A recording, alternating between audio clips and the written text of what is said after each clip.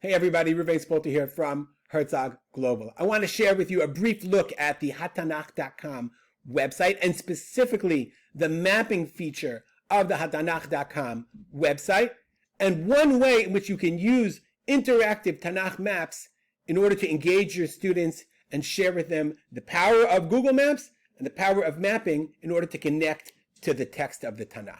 Let's take a look. First thing you have to do is navigate to hatanach.com. That's the website of the of the Herzog Tanakh website. And then we're going to go to English. We're going to click on English to go to the English language website. And you'll see that there are always links to relevant topics and maps and articles, audio, video shiurim if you want to study a specific topic. Okay. In addition, what we're going to do is go down to the bottom and click on Go to the Biblical Map, because that's where we want to use it. We want to use the biblical map in order to teach our students. So you come to a biblical map, and the map offers a lot of different interesting options. So if we go to map by era, for example, I want to go to the period of the Avot, you can see that the places that are highlighted will change based upon the era that I choose. So one way to do this is to go from different eras, different tufot, different periods in the Tanakh, and we can use that in order to highlight different places. And as you go out, you'll see more general areas.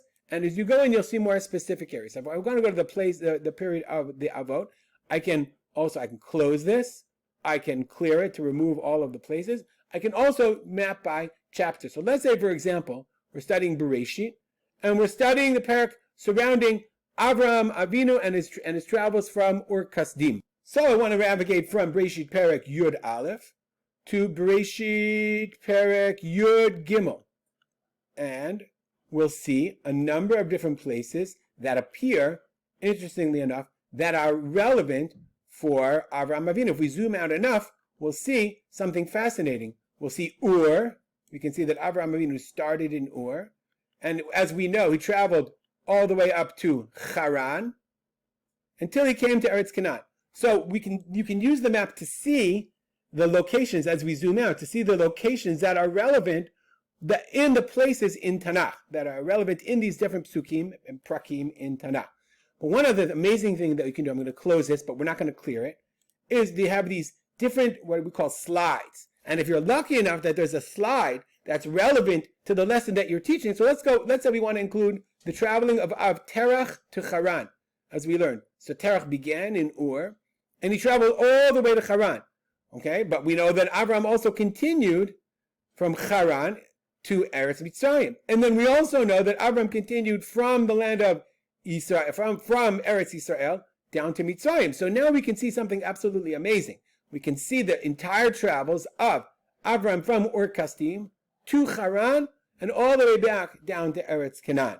Let's close these. We're going to stay only on one of these, and I'll show you something actually fascinating that you can also do. Now, if I want to, I can now say, okay, not only I do want to see the biblical map, what does this look like today?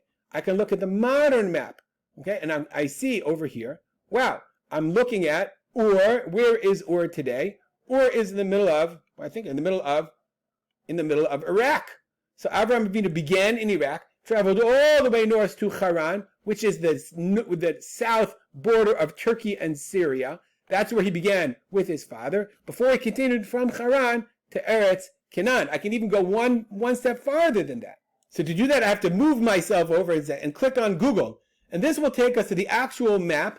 And if I want to see where was I was in Ur, right? I have to make sure, where was I? I was over here. I was near Najaf. I can go all the way to Ur, right? If I go to here, I can find, not only that, I can find the actual place itself. Let's use Google to find it. Okay, I'm searching for Ur. It will take me to the great ziggurat of Ur. Where were we? I'm going to mark it. Okay, that's good. Here we are. We're right here. And not only can I could do something actually quite amazing. If I go to the satellite, I can find the ziggurat of Ur. I can find it here. Okay, and zoom into it, the great ziggurat of Ur, all the way up until the point there. If you can actually, the ziggurat of Ur is where, there was worship many years ago. Okay, here we're in Ur. And we're here. It's marking me in Arabic, but you can see ancient ruins from the time, I don't know if it's from Avraham Avinu, but you can see, oh, here we are. you can actually see the ziggurat of Ur and show your students these are ziggurat places where people worshipped. They can see that these are real places that Avram Avinu began, right, in ancient times. And then we can see that that's where the idolatry began. And they traveled all the way to foreign places. This is just a small glimpse of the beginning of a lesson that you can do to engage your students and show them that when we talk about Avram Avinu and Haran, these are real places. We begin to connect to them in a much stronger, much more powerful way.